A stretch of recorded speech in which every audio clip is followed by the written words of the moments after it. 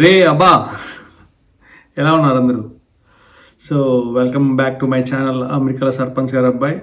ఈ వీడియో కనుక మీరు ఫస్ట్ టైం చూస్తున్నట్టయితే please like, subscribe and follow.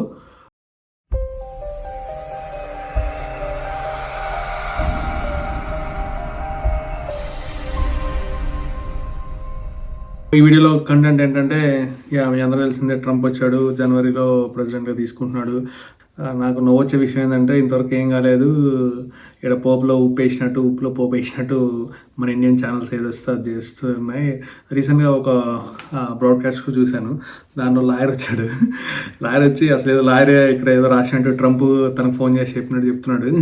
So ఇవన్నీ ఉంటాయి, ఇట్లుంటాయి, అట్లుంటాయి, స్పెషల్ ఫ్లైట్ వేసి అందరిని ఎక్కించి పంపిస్తాడు అని ఏదేదో చెప్పాడు.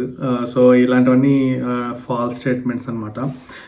మీరు ఏదైతే ఇట్లాంటివి ఏమైనా ఉన్నాయంటే యుఎస్ సైట్స్లో ఆల్రెడీ గవర్నమెంట్ సైట్స్లో పోస్ట్ చేస్తారనమాట. అది జెన్యూన్. మీరు ఇక్కడ యూట్యూబర్స్ ఇట్లా బ్రాడ్కాస్ట్లు పెట్టి లాయర్స్ని తీసుకొచ్చి ఇలా చెప్పితే అవన్నీ బిలీవ్ చేయాల్సిన అవసరం లేదు. తర్వాత ఇంకో న్యూస్ ఛానల్ అయితే ఏదో రాజకీయ నాయకుని తీసుకొచ్చి పెట్టాడు. వాడు ఇండియాలో ఉన్న రాజకీయ అసలు పూర్తిగా తెలియదు. ఇక్కడ యూఎస్లో ఏదో వాడు వచ్చి చూసినట్లాగా ఏదేదో చెప్తున్నాడు. ఇవన్నీ నమ్మకండి. ట్రంప్ ఏం చెప్పాడు మేజర్గా అంటే, ఇక్కడ మల్టిపుల్ క్వశ్చన్స్ అయితే నన్ను అడిగారు. సో ఈ వీడియోలో అయితే నేను చెప్తాను, బ్రీఫ్ ఎక్స్ప్లెనేషన్ ఇస్తాను అనమాట. మీకు ఏ డౌట్స్ ఉన్నాయి, ఏమున్నాయి అన్నది. లాస్ట్ టైం ట్రంప్ వచ్చినప్పుడు అయితే ఇమిగ్రెంట్స్కి చాలా ప్రాబ్లం అయింది. Yes correct. H1B వీసా వాళ్ళని ఇబ్బంది పెట్టాడు. కరెక్ట్. ఇప్పుడు మీరు కుదిరితే ఏంటంటే అందరూ ఫుల్ టైం ట్రై చేయండి. ఇన్ కేసు రాలేదంటే కాంట్రాక్ట్. లాస్ట్ టైం కాంట్రాక్టర్స్ ఎవరైతే ఉన్నారో వాళ్ళ H1B ఎక్స్టెన్షన్ అప్పుడైతే కానీ ఇట్లా ఏమన్నా ఉన్నప్పుడు కాంట్రాక్ట్ ఎంతవరకు ఉందో అంతవరకు ఎక్స్టెండ్ చేయడం, అంటే 6 months 1 year. సో జస్టిఫికేషన్స్ ఎక్కువ అవడం, డినైల్స్ ఎక్కువ చేయడం, ఇలాంటివన్నీ జరిగాయి. అది ఈ గవర్నమెంట్లో ఉంటుంది అంటే నీట్ వెయిట్ అండ్ సీ అనమాట. మ్యాక్సిమం ఉండకపోవచ్చు. తర్వాత ఇంకోతను అడిగారు అనమాట, ఇక్కడ మాస్టర్ స్టూడెంట్స్ అందరికి గ్రీన్ కార్డ్స్ ఇస్తారు అని అన్నాడు. సో అలా ఉంటే ఇక్కడ ఉన్న వాళ్ళు ఇక్కడ ఉన్న వాళ్ళ మిలియన్స్లో అందరూ మాస్టర్స్ జాయిన్ అవుతారు, ఎందుకంటే గ్రీన్ కార్డ్ వస్తుంది కాబట్టి. మ్యాక్స్ అది ఉండకపోవచ్చు. బేస్డ్ ఆన్ నేనేమనుకుంటున్నానంటే, బేస్డ్ ఆన్ గ్రేడ్స్, వాళ్ళ యూనివర్సిటీ వీళ్ళకి వచ్చే పాయింట్స్ క్రైటీరియా బట్టి వాళ్ళ ప్రయారిటైజ్ చేసుకొని టర్మ్స్ అండ్ కండిషన్స్ అన్ని మెన్షన్ చేసి మేబీ ఇచ్చే ఛాన్స్ ఉండొచ్చు ఇన్ కేస్ ఇవ్వాలంటే. మ్యాక్సిమం అయితే ఇవ్వాలని అనుకుంటున్నాను, ఎందుకంటే కాంపిటీషన్ అంటే మోర్ క్రౌడ్ ఉంటుంది కదా. ఇండియన్ పాపులేషన్ మోర్ ఉంది, బయట కంట్రీస్ కూడా ఇంకా ఉన్నారు, చాలా మంది స్టూడెంట్స్కి వచ్చే వాళ్ళు ఉన్నారు. మ్యాక్స్ ఇవన్నీ జరగకపోవచ్చు. ఇంకోరు అడిగారు, ఇప్పుడు ట్రంప్ వస్తే ఇక్కడ ఉన్న వాళ్ళందరినీ వెంటనే పంపించేస్తారు, H4 EAD క్యాన్సిల్ చేస్తారని.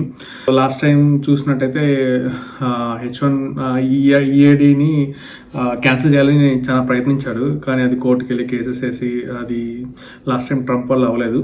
మేబీ ఇయర్ ఫుల్ మెజారిటీ ఉంది కాబట్టి అయ్యే ఛాన్స్ ఉండొచ్చు. మేబీ అది కూడా ఎక్కడ ఇంకా వరకు మెన్షన్ చేయలేదు, బట్ అయితే ఒక స్టేట్మెంట్స్ అయితే చెప్పాడు అనమాట.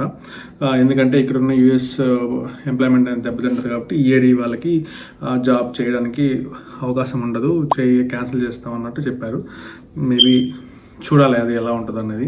ఇంకా 2 months ఉంది కదా, అంతా అయ్యేదానికి. అది ఇప్పుడే ఇంప్లిమెంట్ అవ్వదు అనుకుంటా. అలా తీస్తే చాలా మంది, కొన్ని మిలియన్స్లో ఉన్నారు డిపెండెంట్స్ జాబ్ చేసేవాళ్ళు EAD పైన. సో అది మ్యాక్సిమం అవ్వకపోవచ్చు అని అనుకుంటున్నాం. ఇంకోటి ఏంటంటే, బై బర్త్ సిటిజన్షిప్ అనేది రిమూవ్ చేస్తా అన్నాడు. తను ఇంతకుముందు ర్యాలీల్లో ఎక్కడైతే ప్రెస్ మీడియాతో మాట్లాడినప్పుడు చెప్పాడనమాట, ఏంటి ఇక్కడ ఇల్లీగల్ ఎవరైతే వచ్చి ఉంటారో వాళ్ళ బై బర్త్ వాళ్ళకి సిటిజన్షిప్ వస్తుంది కదా, అలాంటి వాళ్ళకి మాత్రమే క్యాన్సిల్ చేస్తా అని చెప్పాడు. మిగతా వాళ్ళకి ఏం చెప్పలేదు. ఇక్కడ కొన్ని సైట్స్లో నేను చెక్ చేస్తే ఏముందంటే, వెదర్ పేరెంట్ అయినా కానీ, అదే మా ఫాదర్ అయినా కానీ, మదర్ అయినా కానీ ఎవరో ఒకరు గ్రీన్ కార్డ్ ఉండాలి, లేకపోతే సిటిజన్ ఉండాలి. వాళ్ళకే సిటిజన్షిప్ బై బర్త్ సిటిజన్షిప్ వస్తుంది అన్నట్టు ఉంది. అప్పుడు H1B పైన వచ్చిన వాళ్ళందరూ ఉంటారు కదా, సో వాళ్ళ పిల్లలు ఖచ్చితంగా ఇక్కడ ఉన్నా కూడా వేస్ట్ అనమాట, గెట్ బ్యాక్ అవ్వాల్సింది ఇండియాకి. ఆబ్వియస్లీ అందరూ ఇండియాకి వెళ్ళాలి, ఇండియాలో సెటిల్ అవ్వాలని అనుకుంటారు, మేము అలా అనుకుంటాం. ఎవరు ఇండియాకి రాకూడదు అనుకోం కదా. ఇప్పుడైతే నాకు తెలిసి నా ఫీల్డ్లో మా ఫ్రెండ్స్ అందరికీ 30-40 lakhs ప్యాకేజెస్ ఉన్నాయి. వైఫ్ అండ్ హస్బెండ్ ఇద్దరు జాబ్ చేస్తున్నారంటే ఇండియానే బెస్ట్ అనిపిస్తుంది. ఇప్పుడున్న లివింగ్ స్టైల్కి ప్రైజెస్ అన్ని ఇంక్రీజ్ అయిపోయి ఇక్కడ ఉన్న 100K అంటే సేవింగ్స్ ఏమి ఉండవు. బేసిక్గా both husband and wife working చేస్తూనే ఉంటాయన్నమాట. సో కంపారిటివ్ లివింగ్ స్టైల్ కొంచెం ఉంటుంది. సో ఇక్కడ ఉండలేని పరిస్థితుల్లో ఏం చేస్తారంటే going back to India is the best choice అనే ఫీల్ అవుతారు అనమాట. అదొకటి ఉంటుంది. ఇంకోటి ఏంటంటే ఎవరైతే ఆల్రెడీ ఇక్కడ కిడ్స్ ఉన్నారో, వాళ్ళు సిటిజన్స్లో ఉన్నారో వాళ్ళవన్నీ క్యాన్సిల్ చేస్తారు అని ఇంకోటి చెప్తున్నారు అనమాట. మన మీడియా ఛానల్స్ తెలిసిందే కదా, కూసిందంటే కాసిందంటారు, కాసిందంటే పూసిందంటారు. సో అలాంటివి నమ్మకండి. సో అలాంటిది ఇంతవరకు ఎక్కడ మెన్షన్ చేయలేదు. ఎందుకంటే ఆల్మోస్ట్ ఇప్పుడు చాలామంది ఇక్కడ 10-20 ఇయర్స్ బ్యాక్ వచ్చిన వాళ్ళందరూ ఇక్కడ కిడ్స్ ఉన్నారు, వాళ్ళు 15-16 ఇయర్స్ ఉన్నాయి. వాళ్ళు క్యాన్సిల్ చేసే రైట్స్ ఉండవు కదా, మళ్ళీ ఇండియన్ పాస్పోర్ట్ అప్లై చేసుకోవాలి, అది వస్తుందో రాదో తెలియదు. అలాంటిది ఏది తీసుకోవడానికి అనుకుంటున్నాము. సో మ్యాక్సిమం ఉండకపోవచ్చు, అదొకటి అనమాట. మోస్ట్లీ ట్రంప్ నెక్స్ట్ జాన్లో వస్తున్నారు కదా. సో మా ఫ్రెండ్స్ అయితే చాలా మంది ఇప్పుడు డిసెంబర్లో చాలా రోజుల తర్వాత విజిట్ అవుతున్నారు అనమాట ఇండియాకి. నెక్స్ట్ ట్రంప్ వస్తే ఇమిగ్రేషన్ ఎలా ఉంటుందో ఏమో, ఏం చేస్తాడేమో అని భయపడి వెళ్తున్నారు అనమాట. అలాంటి భయాలు ఏం అవసరం లేదు బేసిక్గా, ఎందుకంటే వ్యాలిడ్ వీసా అనేది ఉంది కదా, ఇట్లా ఇబ్బంది ఏమి ఉండదు అని అనుకుంటున్నాను. ఇంకొందరు ఏమంటున్నారంటే ఇక్కడ ఇల్లులు కొంటున్నారు ఇప్పుడు కొందరు. ట్రంప్ వస్తే ఎలా ఉండదో తెలియదు కదా, so better to stay for 2-3 months wait చేస్తే బెస్ట్ అని నా ఫీలింగ్. ఇంట్రెస్ట్ రేట్ తగ్గే ఛాన్సెస్ ఉండొచ్చు. వరస్ట్ అయితే ఇన్ కేస్ వరస్ట్ అయింది అనుకోండి, సో ఇక్కడ ఇమిగ్రేషన్స్ అంతా అంటే కొంచెం స్ట్రిక్ట్ అయ్యి H1Bs అన్ని క్యాన్సిల్ చేసి సంథింగ్ అలా ఏమన్నా డిసిషన్స్ అనేది కొంచెం మనకు ఫేవర్గా లేనప్పుడు సో ఇక్కడ ఇల్లు కొనడం అనేది కరెక్ట్ ఆప్షన్ కాదేమో అనిపిస్తుంది. ఇలాంటివి ఏమైనా ప్లాన్స్ ఉంటే ఆపుకోవచ్చు. ఏంటంటే ప్లాన్ ఫర్ ద వరస్ట్ అంతే, అది తప్ప దాని నుంచి ఇంకేం చేయలేము. మొత్తానికి చెప్పవచ్చేది ఏంటంటే జనవరిలో అయితే ట్రంప్ వస్తాడు కదా, సో వచ్చిన తర్వాత ఎలా ఉంటుంది ఏంది, హోప్ఫుల్లీ ఎవ్రీథింగ్ బెస్ట్గానే ఉంటుందని అనుకున్నాము. ఎకనామీ ఇంక్రీజ్ అవ్వాలి, జాబ్స్ అనేది ఉండాలి, H1Bs వాళ్ళకి ఫుల్ టైమ్స్ ఉన్న వాళ్ళకి గ్రీన్ కార్డ్స్, ఈ ప్రాసెస్ అంతా ఇప్పుడైతే అలా ఈ గవర్నమెంట్ ఎలా ఉందో అలా ఉంటే బెస్ట్ అని అనుకుంటాను. మోస్ట్లీ మన ఇండియన్స్ అందరూ ట్రంప్కే ఫేవర్ చేశారు, తనను గెలవడానికి ట్రై చేశారు కాబట్టి ఫేవర్ ఉంటుంది అని అనిపిస్తుంది. Best hope for the best అంతే. ఇక్కడ నేనేం చెప్తానంటే ఇండియాలో ఛానల్స్, ఈ న్యూస్ ఛానల్స్లో లాయర్స్, రాజకీయ నాయకులు వీళ్ళు చెప్పేటేమి అసలు నమ్మద్దు. ఇప్పుడు నేను చెప్పేది కూడా ఏంటంటే జస్ట్ నాకు తెలిసిన ఇన్ఫర్మేషన్ మాత్రమే చెప్తున్నాను, నేను అటార్నీయో సమ్ ఎక్స్పర్ట్ ఏదో కాదు.